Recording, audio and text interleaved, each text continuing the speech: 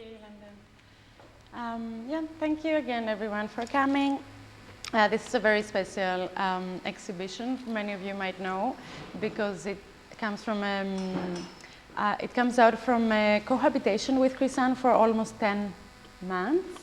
I moved here from Greece about a year ago, and I literally moved into Chrysanne's house.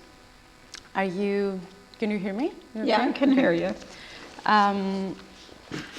So for this talk, I prepared a little acknowledgement also because the show talks about things that are believed are very, it's important to acknowledge.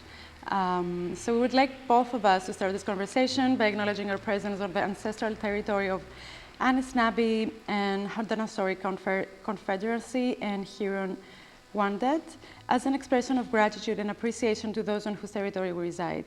With this tiny gesture, we want to honor the indigenous people who have for generations cared for this land and its waterways.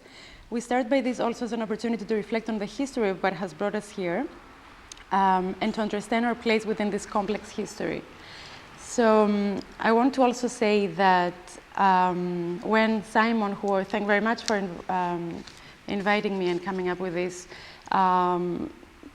said let's have an exhibition together, I never really before that thought of us working so soon together. Okay. So yeah, the hormone, we were living together, there was a lot of other things happening. So when I first started thinking about a specific theme or a title, because as a curator I usually approach exhibitions intuitively with a title, which I use like some sort of a guide quote I respond to sometimes and I build a narrative around. With Chrysanne and this proximity we had, it was really hard to focus in one specific thing.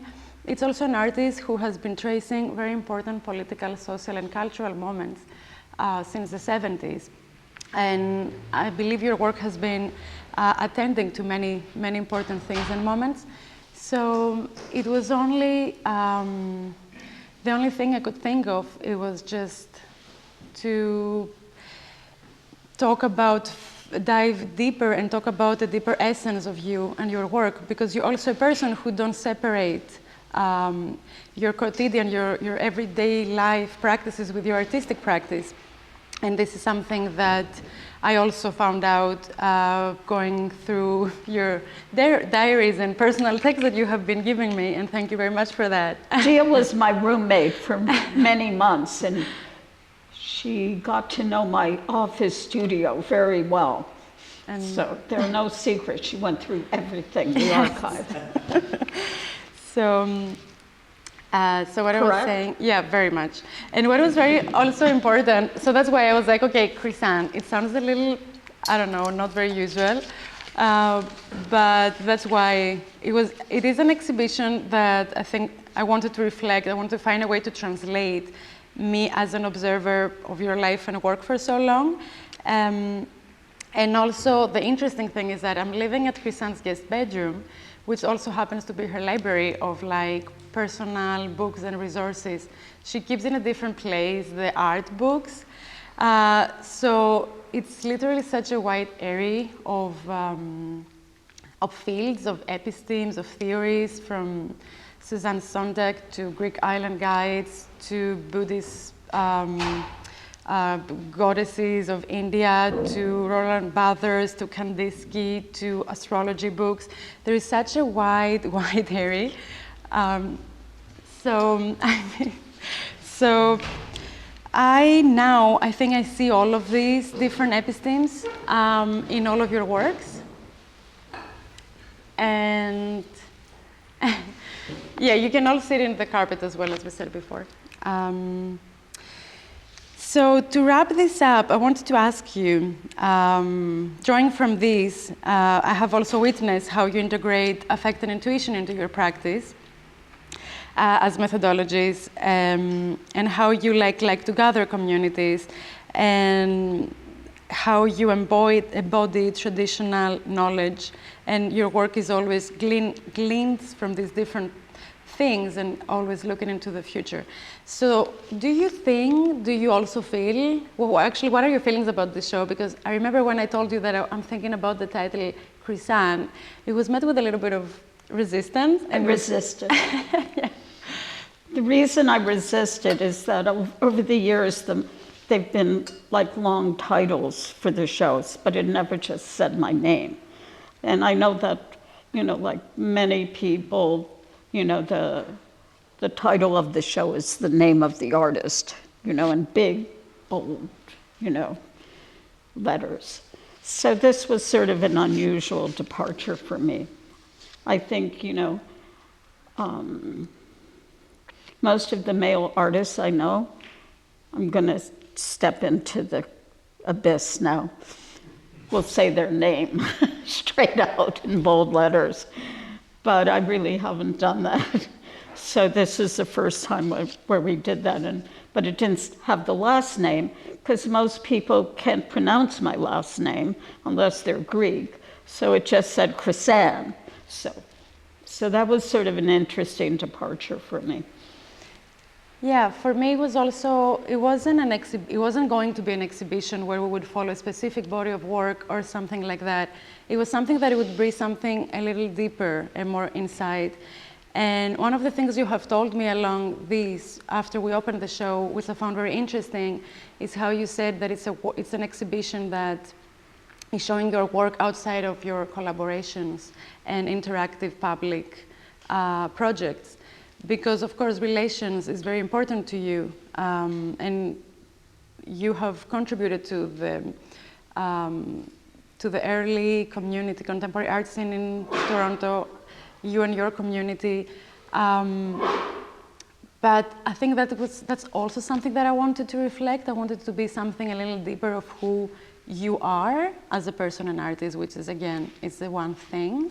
Well, I'd like to backtrack just a little bit. I'm what one could consider a senior artist, which means I'm over 70 years old. And looking back at my early days in Toronto, I went to York. So that's 50 years of making work and showing work. And some years were good years, some years were bad years. The thing that I'm most, looking back, that I'm most pleased with in terms of the art world, both the Canadian art world and the international art world, is, you can come sit in the chairs here.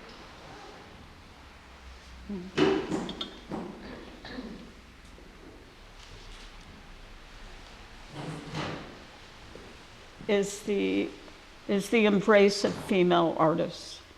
When I started out, it was very difficult to get a certain level of respect or opportunities to show, especially in commercial galleries. One time someone came and did a studio visit and said, "What is a small woman like you making big paintings like that?" So there were barriers, and I'm very pleased now for the younger women artists that the barriers have fallen away. Not totally, but significantly. I'm really, really happy about that. The barriers were never as big here in Canada, because Canada has a history of very important women artists. You look at Joyce Whelan and people like that. But internationally, it was very difficult, and also within the New York art world. But those barriers have fallen.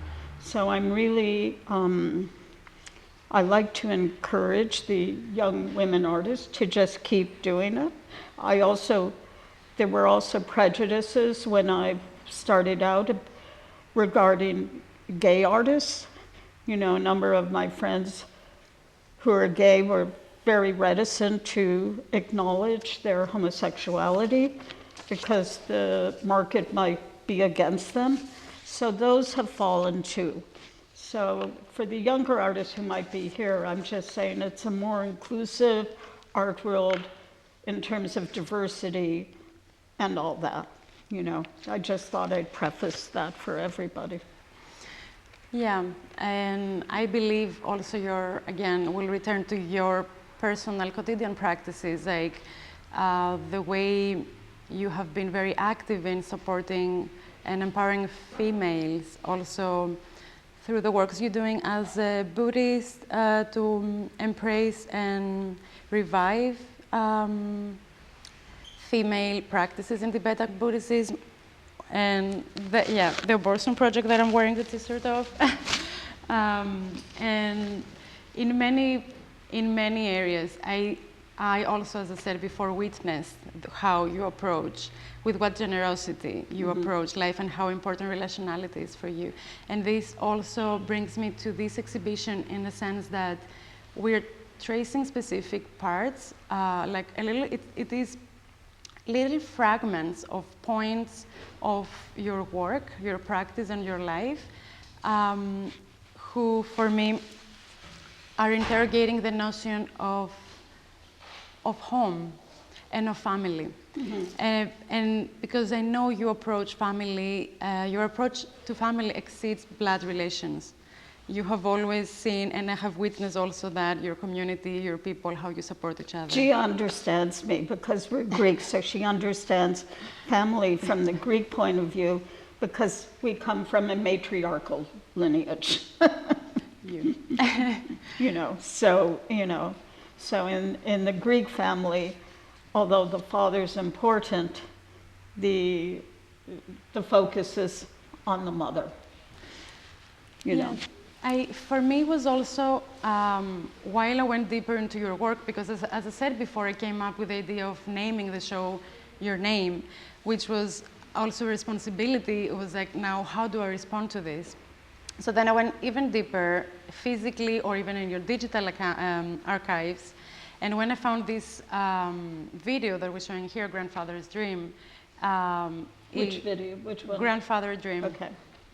I was fascinated because you have showed me before small clips of your grandfather's first and only visit to Greece as an immigrant who came here. You're a second generation immigrant to So let me explain the video.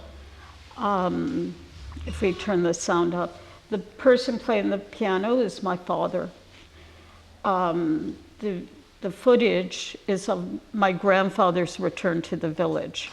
A number of my friends, especially some of my Indian artist friends, always said that the return to the village is so important, especially when you leave the village and many years later you return. Now, the village might not be so important to someone who's born in Toronto, but for someone who's born in a small village in Bihar or a small village in Greece or China, then they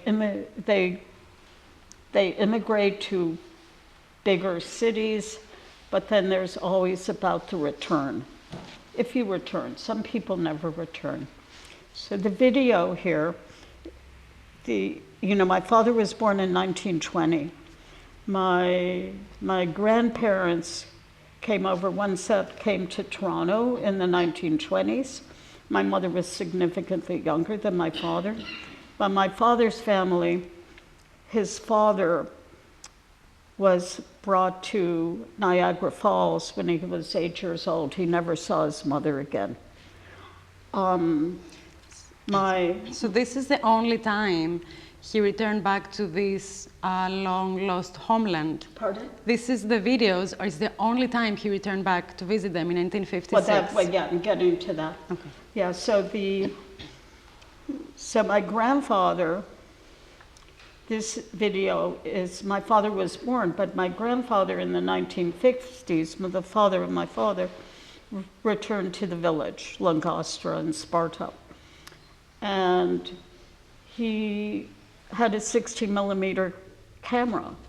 So the footage here is of the return to his only return to Greece, to the village.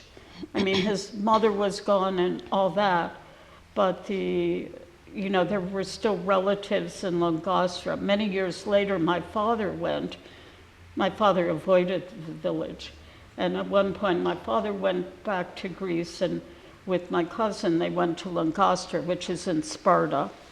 So, and Which is the... he went to the village and then he said, I am the son of Chrysanne Stathacos, at which point they all went crazy and they went to the hills and they got special little birds that are a delicacy and they made this incredible meal for my father.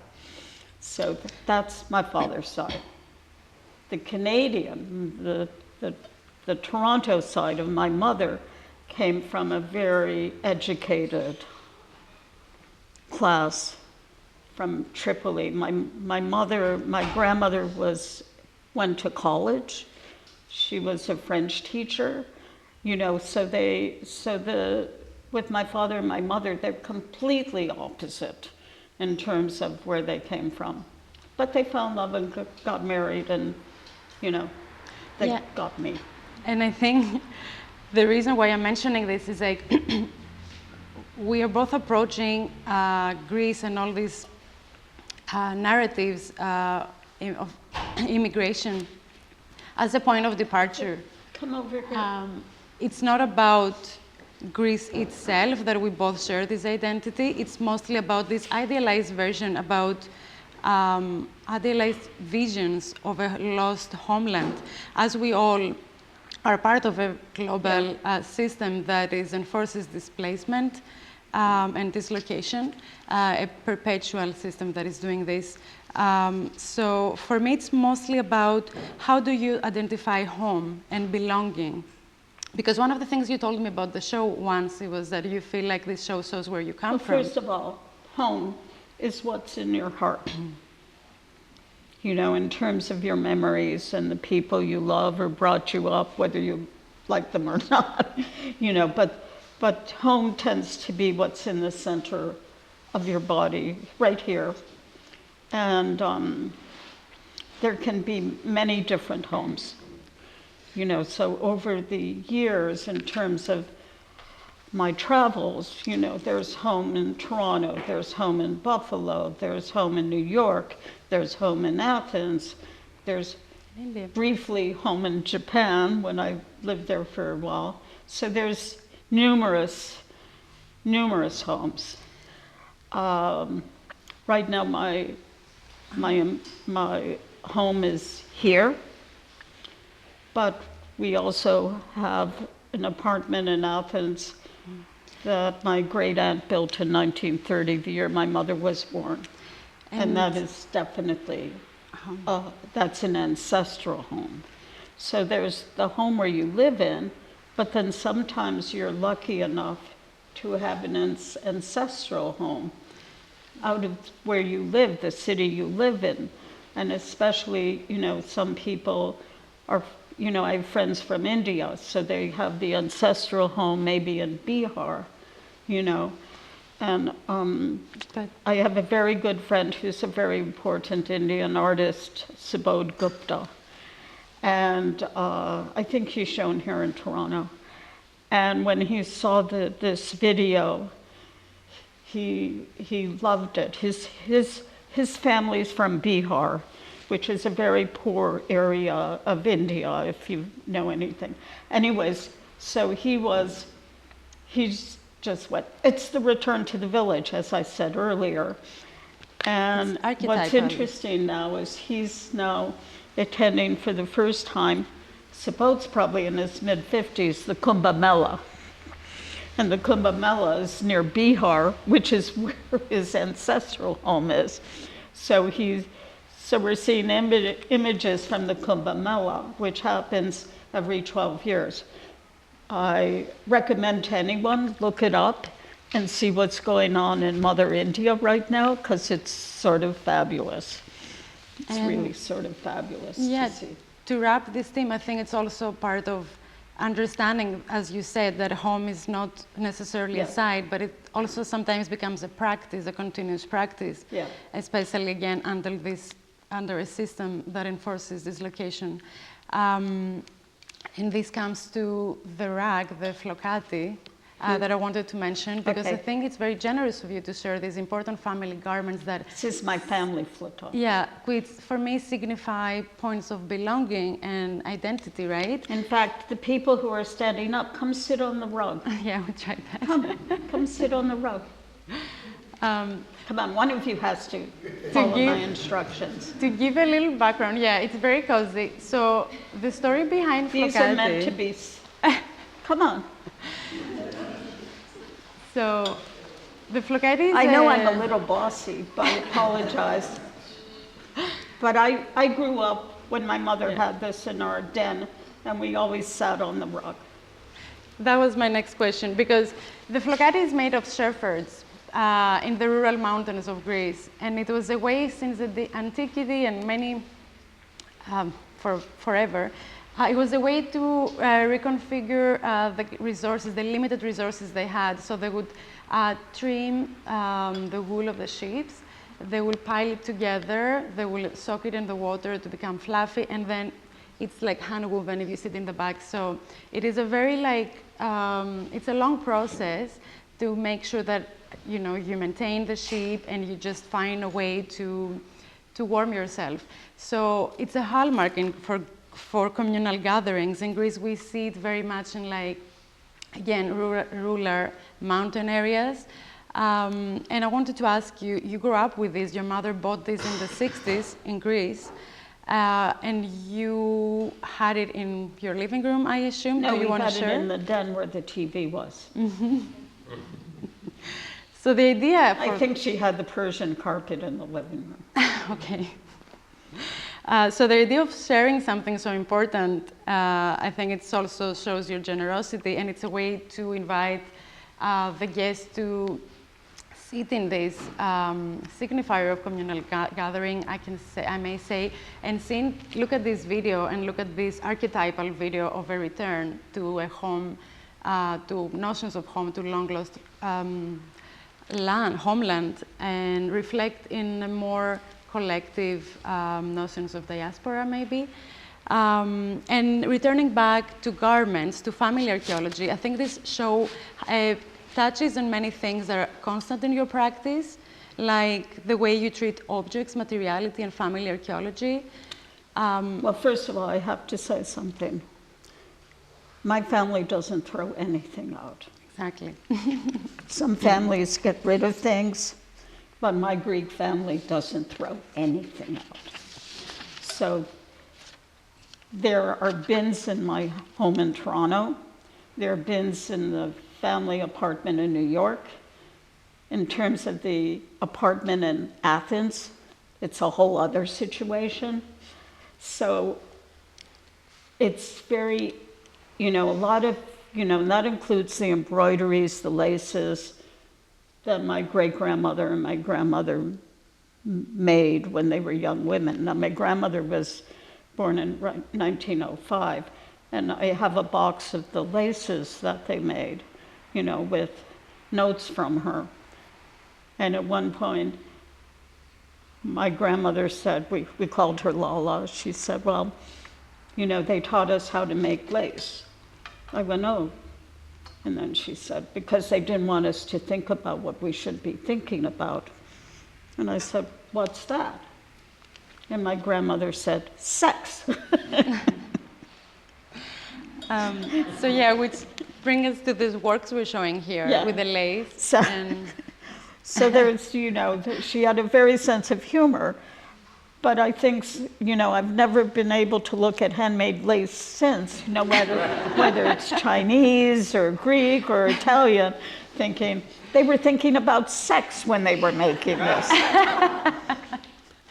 Yeah, it's funny. And we'll tell the ROM about that, right? So. I think also this exhibition has the only one painting, which is also unusual. And I remember you being a little skeptical and asking me, is this all we're going to show? Is this okay? But it is a painting we both choose with Simon, and it's your mother's lingerie. Yeah, so that's my mother's negligee from her dowry when she got married. And basically, my practice, I went to university here, but my practice here has always been related to printmaking, the idea of the impression, whether it's the leaf or that, or working on the etching press or that. So even though there might be drawings, collages, so it's sort of like I'm not only a collagist, but also, I'm a printmaker at heart. So to me, what Gia and I have been talking about, the idea of like collage, impression, printing. So that's sort of, and we discussed it the other day, and I said to her, I think most contemporary artists are collagists, even though they might not paste something on, but we take different information or images, and then we mix it all up, and then we put it in a new form in terms of it doesn't always have to be cut and paste. Yeah, and I think this is an approach you have generally in life, to stitch a lot of different pieces together in order to make a whole. Yeah. One whole.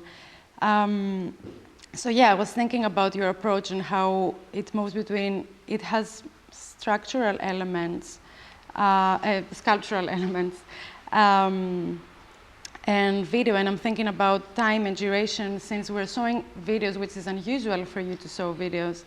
And you work with performance.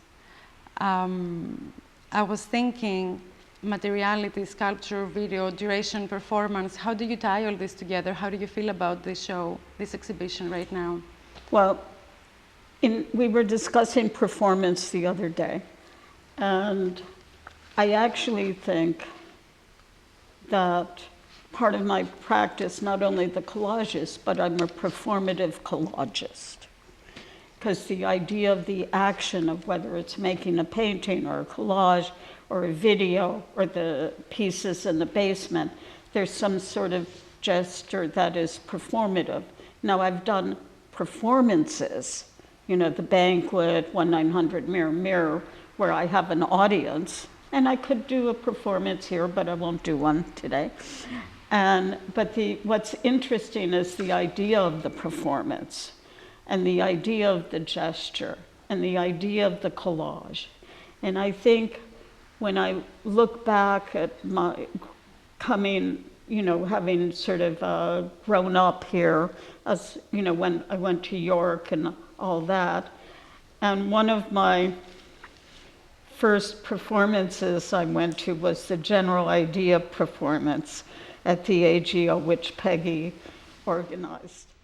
So the reason I wanted to bring this up in terms of history, not just Toronto history, is that this is sort of where, I came from in my experiences as a young artist. I was in my early 20s with the AGO performance of General Idea and all that. And it's sort of, although I didn't really think it would have, number one, I didn't think I would end up being close friends with General Idea. I did become close friends with General Idea. And over the years, as I became close friends with Andy Fabo, with the Chromosome Group, over the years, we've gone through many experiences and many losses due to AIDS. It affected the Toronto art community and the New York art community and the European. Before there was a medicine to help. So I'm going to backtrack to the drawings over there. So the drawings over there relate to that time. Yeah, so the drawings are dated in 1983, when you were a young female artist who just went on her own to New York with nobody really there. Yeah. I know you don't like to talk about this part of your life, but I think it's important to also mention that you don't really have, and you never really had any backup or background to support you as an artist. You were always working and struggling and thinking, as I said, through a family in a broader scope.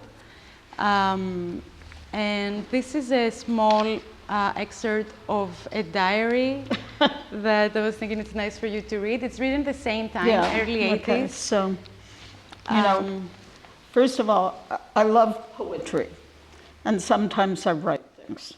And sometimes I don't write things. But Gia, going through my studio office, you know, as an archivist, found this text that I had written. We think it was from the early 80s, maybe a little later, maybe before. So I'll read it to you. As I sit here, having finished the work for the night, I wonder when these works will get out into the world. I am dealing with such issues. Does nature have a body? Do we? Does it come out in patterning, which is the result of a chaotic gesture? Can you make feminist art without using the body? Maybe that's the only way, to forget the body for a while. The tits, the vagina, the belly, the hair. Maybe it is just the organs, organization, pattern, see. The body comes from the chaotic mirroring of nature, be it small or large. Time to sleep now. So thank you for sharing this very deep insight of like reflecting into your own work at that time, anxieties of that time. There's so much that you're mentioning there, which I think are also depicted in these drawings who are being shown for the first time. And it's something that we all fell in love, both Simon when he saw them and whoever you've been showing them. These drawings also were some of them were part of a book that I made at the time called Venus's Psychic Fate. Do you want to say something more about that time or about these questions that actually I can say they remain prevalent in the contemporary discourse today about body embodiment, feminist work? Well, I think when you get to be my age, 73, and you look back and you see your friends who are still here, and then it also becomes you think of who's not here with you anymore and how they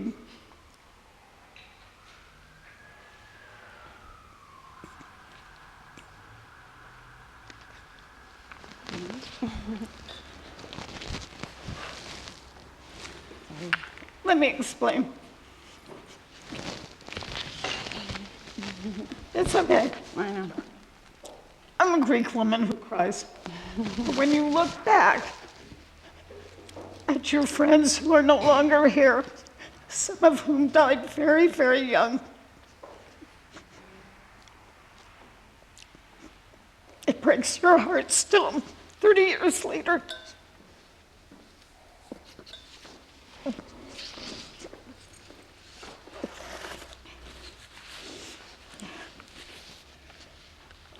Because some of them, like Robert Flack and Jorge and Felix, anyways,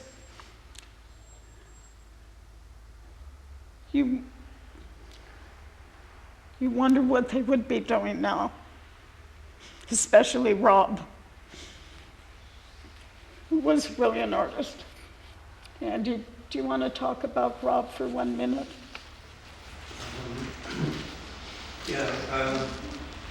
Rob, it's really true. He was so forward thinking. He was doing things manually that later artists would be doing with Photoshop. And he did in a period when the spiritual was kind of scorned and avoided. He got into kind of tantric philosophy and did a whole series that's very spiritual around the body. Paul Petru has some of Rob's work, but I mention him along that because he especially was investigating areas, and you look at his work now and it's so contemporary, it fits in. He was 30 years ahead of his time. Do you agree? Yeah, I think there was a lot that we're seeing quite a lot now, but Yeah. nobody was really You know. doing that. Anyways, I'm a person who cries at the drop of a hat, so don't worry about that. Yeah, that's why I'm mentioning these ideas of families and ties. And You know, because, you know, you have your family, but you also have your friends who become your family. And I think this is what ties this exhibition together, is actual physical garments that are family heritage, and then the non-blood related relationships that are also family that have been informing your work equally throughout time. And it's interesting to go to the other video we're showing downstairs, that it is actually dedicated to Rope Flag, the India 2063. I don't know if you want to talk about that, because also Which? the India 2063 downstairs. The India 2063. So what happened at a pivotal point after friends had passed away, I went to India. The first trip was with a good friend of mine, AA. And one trip to India ended up afterwards 6 trips to India. I never went back, but India sort of transformed. It was like another homecoming. And it sort of, the people, the culture, the friends I made there embraced. In fact, today I ended up, before I came here, with 2 emails from India, one saying, "When are you coming?" So, and I'm like, do I have to take another plane to India? Yes, I do. But it was sort of it was another home. So you have the Greek home, and then you have the India home. And India 2063, which is downstairs, I made after that. And people say, why did you write 2063? That's because I knew for sure I'd be dead by then. So it's a bit of a poetic rant against hatred. It's about inclusion. Do you have the text here? I have it upstairs. I forgot Upstairs, to take it with okay. me in my bag. Don't worry. So it's, if you see it down there, it's basically a rant against prejudice of everything. It's like prejudice against sex, against homophobia, you know, like. And it is about the end of the war, about the time. It's a peace thing, but it's a bit of a rant.